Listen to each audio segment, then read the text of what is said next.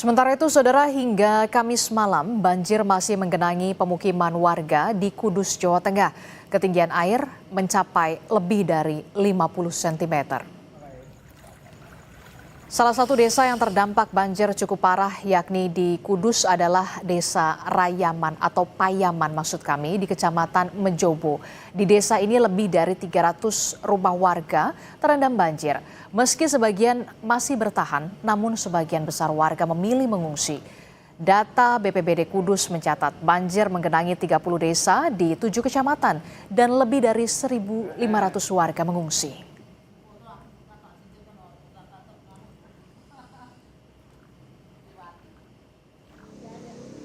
Sementara rumah warga di Desa Kohot, Kabupaten Tangerang, Banten masih terendam banjir. Ketinggian air pagi ini saudara sekitar 25 hingga 30 cm.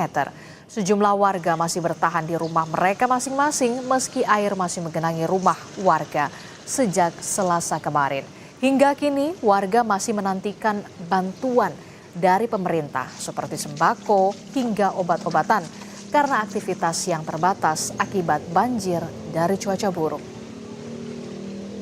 Kita pantau bagaimana situasi terkini dari banjir di wilayah Kudus, Jawa Tengah dan juga ada Tangerang, Banten. Kita tanyakan kepada jurnalis Kompas TV, sudah ada Ihwan Miftahudin dan juga Zevanya Situmeang serta juru kamera Ian Faris. Kita ke Kudus, Jawa Tengah terlebih dahulu bersama Ihwan.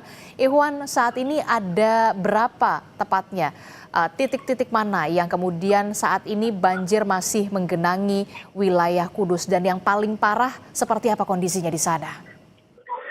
Ya, selamat pagi Adisti dan saudara. Memang hujan dengan intensitas tinggi yang mengguyur Kabupaten Kudus lebih dari sepekan ini membuat sebagian besar sungai yang ada di Kabupaten Kudus ini meluap dan ada beberapa titik tanggul yang kemudian jebol sehingga menggenangi pemukiman warga. Hingga hari ini data dari BPBD Kabupaten Kudus tercatat masih ada lebih dari 30 desa di 7 kecamatan yang masih tergenang banjir dengan ketinggian antara 30 bahkan ada yang lebih dari 50 cm. Nah, kondisi ini memang lama surutnya karena memang saat ini masih terjadi intensitas hujan yang mulai sedang maupun tinggi. Nah, kondisi ini membuat sebagian warga yang tadinya bertahan di rumah ini sudah mulai menempati tempat pengungsian yang ada. Salah satunya seperti di tempat saya melaporkan saat ini, yaitu di Aula DPRD Kabupaten Kudus, yang salah satu titik pengungsian terbanyak.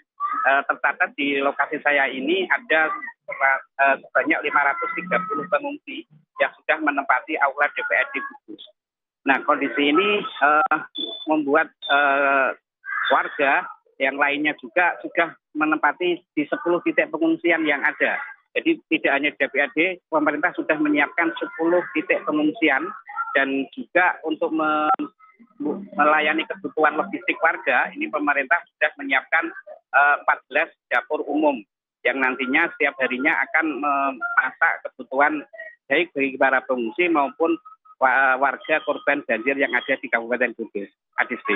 Oke, ada 7 kecamatan, 30 desa yang sampai saat ini masih terendam banjir. Lalu bagaimana dengan upaya pemerintah dalam penanganan banjir selain kemudian mendirikan posko pengungsian bagi warga terdampak dan juga di sana juga sudah didirikan ada dapur umum di sana. Seperti apa penanganan banjir? Tadi kan juga Anda sebutkan ada tanggul jebol di sana.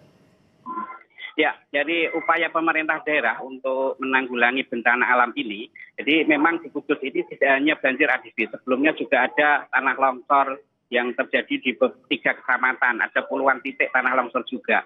Dan sejak tanggal 12 Januari kemarin, di Kabupaten Kudus sudah mengeluarkan SK tanggap darurat, yang dengan SK ini seluruh stakeholder yang ada ini bisa bekerja dengan cepat menanggulangi bencana yang ada di Kabupaten Kudus.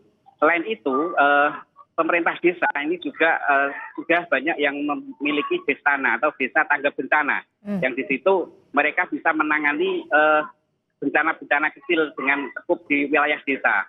Namun untuk yang bencana besar mereka tetap harus berkoordinasi baik itu dengan BPBD kabupaten maupun dengan provinsi. Nah, upaya-upaya inilah yang kemudian dilakukan oleh pemerintah untuk meminimalisir para korban banjir ini agar tidak terlalu menderita lebih lama, seperti itu, Asisti. Oke, terakhir untuk pendistribusian bantuan terhadap warga terdampak di sana sampai saat ini seperti apa? Ya, untuk bantuan ini masih terus berdatangan. Beberapa waktu lalu ada dari Bulog yang mengirimkan beras premium ke sejumlah titik pengungsian. Kemudian di dapur umum, tadi saya sampaikan ada 14 titik dapur umum ini, setiap harinya menyediakan lebih dari, setiap titiknya itu lebih dari 2.000 bungkus nasi yang nantinya akan didistribusikan baik itu kepada warga yang terdampak banjir maupun warga yang berada di pengungsian. Seperti itu, Adisti. Oke, baik dari Kudus, Jawa Tengah bersama dengan Iwan Miftahudin, kita bergeser ke wilayah Tangerang, Banten. Sudah ada jurnalis Kompas TV, Zefanya Situmeang dan juru kamera Ian Faris di sana. Zefanya, pagi ini seperti apa kondisi banjir di sana? Bagaimana kondisi warga terdampak banjir?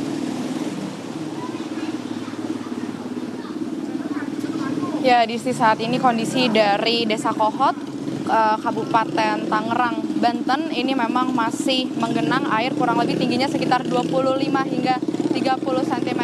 Adisti, akan kami perlihatkan seperti apa situasi terkini. Ini kami melaporkan dari Jalan Raya Kampung Alar. Begitu, ini kalau Anda lihat ini memang warga masih ada yang berusaha berlalu lalang di area jalan raya meskipun air menggenang setinggi 30 cm kurang lebih, seperti misalnya kendaraan bermotor ini harus didorong begitu ya, karena warga ini tetap harus beraktivitas seperti biasa. Ini juga masih ada kendaraan roda 4 yang berusaha melaju begitu, Adisti, karena memang airnya sudah semakin surut sebenarnya dibandingkan beberapa hari sebelumnya. Kalau kita ketahui ada sebanyak 24 kecamatan yang terendam di Kabupaten Tangerang ini, di mana tingginya sebelumnya ini kurang lebih sekitar 60 cm sampai dengan 2 meter. Nah, kalau di tempat saya melaporkan ini sudah cukup surut.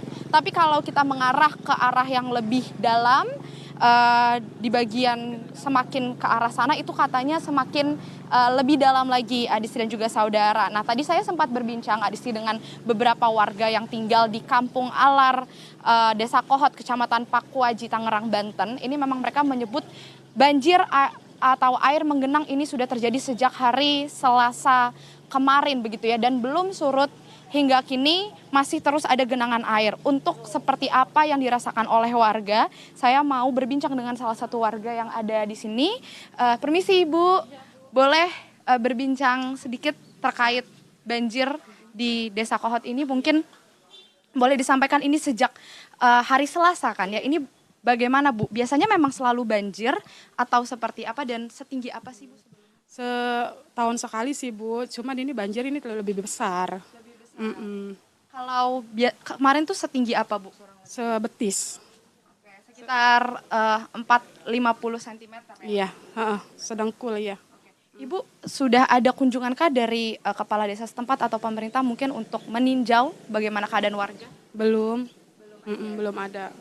Yang dibutuhkan warga apa? Apakah misalnya seperti sembako atau bantuan begitu sudah ada yang diterima? Belum Bu. Pengennya mendapat sembako tapi belum ada yang ngasih.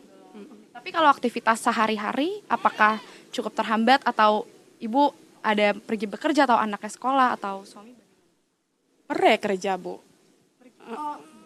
Nggak bisa, nggak bisa jalan motornya. Karena tingginya air.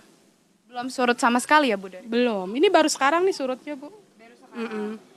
Sudah adakah antisipasi dari pemerintah mungkin menghimbau agar warga mengungsi ke posko atau bagaimana? Belum ya, nggak ada. Tapi sejauh ini Ibu tahu adakah posko yang sudah dibangun mungkin untuk warga apabila takutnya kan cuaca masih buruk ya Bu, himbauan dari BMKG ini seperti apa? Paling pada ngungsinya ke rumah keluarga yang nggak kebanjiran, begitu doang Bu. Nggak ada posko, nggak ada, belum. Sejauh ini intensitas curah hujannya masih terus tinggi kah di daerah Ibu? Mungkin sering hujannya tuh di waktu kapan? Kadang kalau hujan subuh, terus sampai pagi gitu. Ini baru ini sekarang nih cuacanya penter Bu nih. Berarti kalau hujan pasti airnya meninggi lagi. Iya, meninggi Biasanya lagi. meningginya lagi sekitar Paling sampai sini nih. Kalau nggak banjir susulan mah Bu, ada pembuangan air gitu. Kalau hujan doang mah nggak banjir. masuk ke rumah berarti ya Bu. Kalau ada ini masuk ke rumah. Iya. Ada yang mau disampaikan mungkin Bu ke pemerintah? Pengennya mah pemerintah dapat bantuan Bu, gitu kayak sembako, beras gitu. Nah, saat ini belum ada makanan atau obat-obatan mungkin?